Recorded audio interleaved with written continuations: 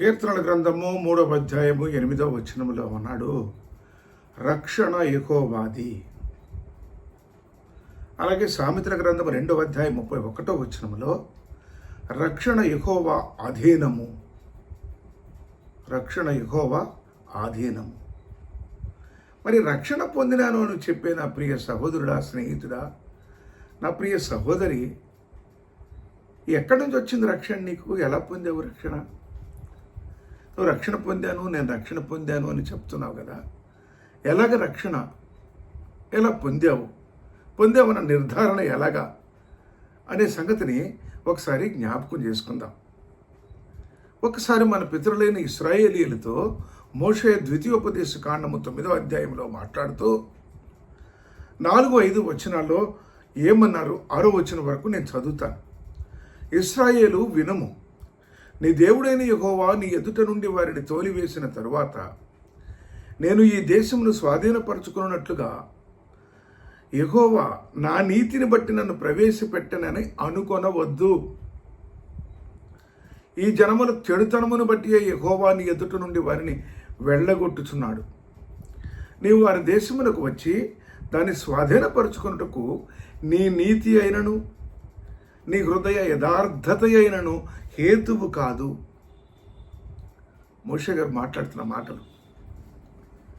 ఈ జనముల చెడుతనమును బట్టి యెహోవా నీ పితరుడైన అబ్రాహాము, ఇస్సాకు, యాకోబులతో ప్రమాణము చేసిన మాటను స్థాపించుటకై నీ దేవుడైన యెహోవా వారిని నీ ఎదుట నుండి వెళ్ళగొట్టుచున్నాడు.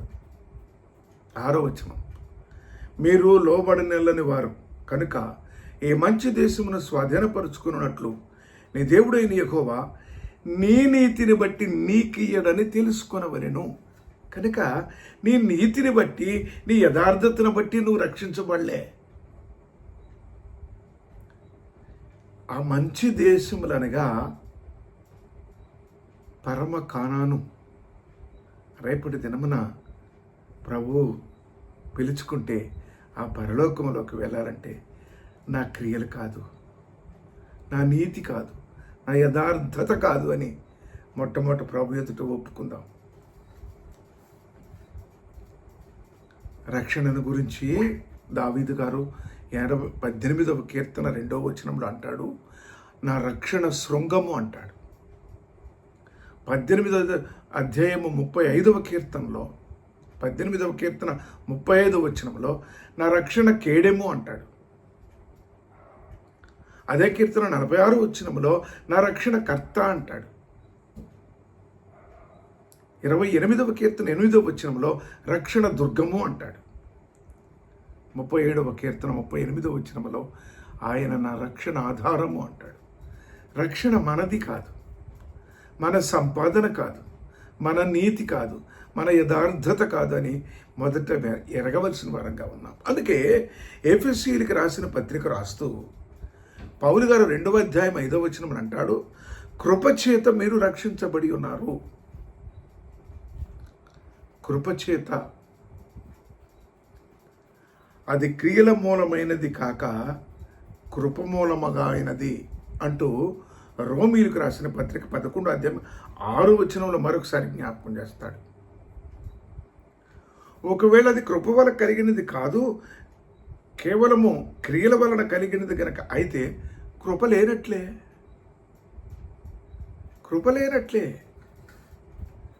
ఆ మాట కూడా అంటాడు. అది ఒక కృప మూలముగా, క్రియల మూలంగా రక్షణ కలిగేదైతే అది కృపయే కాకపోవును అంటాడు. కనుక నేను రక్షించబడ్డాను,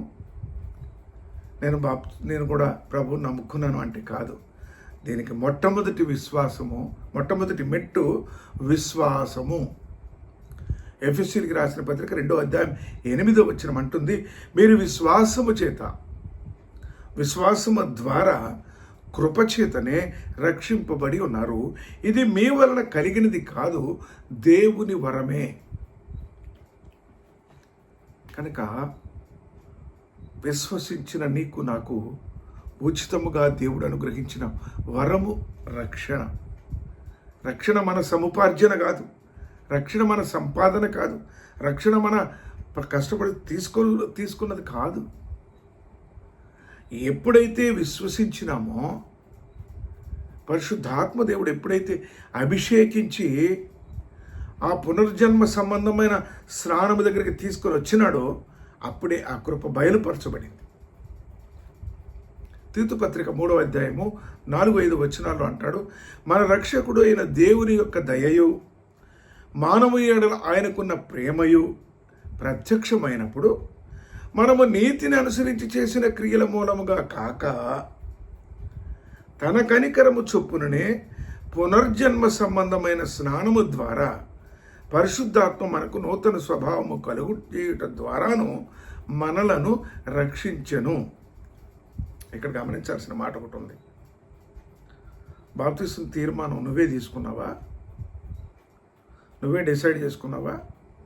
I am eligible to be baptized అని, I have to be baptized అని, ఐ వాంట్ బాప్టిజం అని. Have you taken a decision?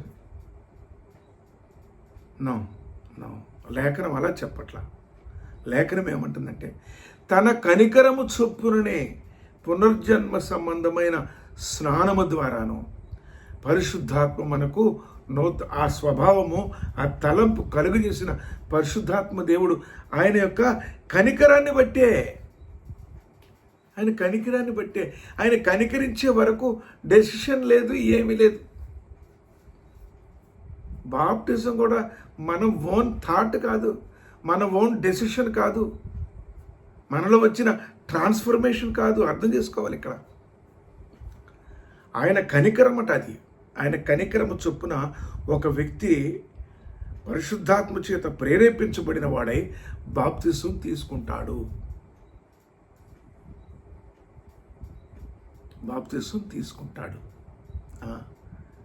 కనుక బాప్తిసం తీసుకున్న నీవు, రక్షణ పొందినానని నిశ్చయిత కలిగి ఉన్న నీవు ఆ రక్షణ పాత్రను ఎత్తుకొని ఆయనను ఆరాధించాల్సిందే, మహింపరచాల్సిందే, ఘనపరచాల్సిందే.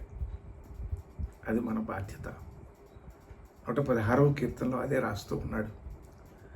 యెహోవా నాకు చేసిన ఉపకారములన్నిటికీ నేను ఆయనకి ఏమి చెల్లింతును? రక్షణ పాత్రను చేతపుచ్చుకొని యెహోవా నామమున ప్రార్థన చేసేదను, యెహోవాకు నా మొక్కుబళ్ళు చెల్లించేదను, ఆయన ప్రజలందరి ఎదుటనే చెల్లించేదను. ప్రియ సహోదరి, స్నేహితుడా, అర్థమైందా? రక్షణ నీ సొంతం కాదు, రక్షణ యెహోవాది.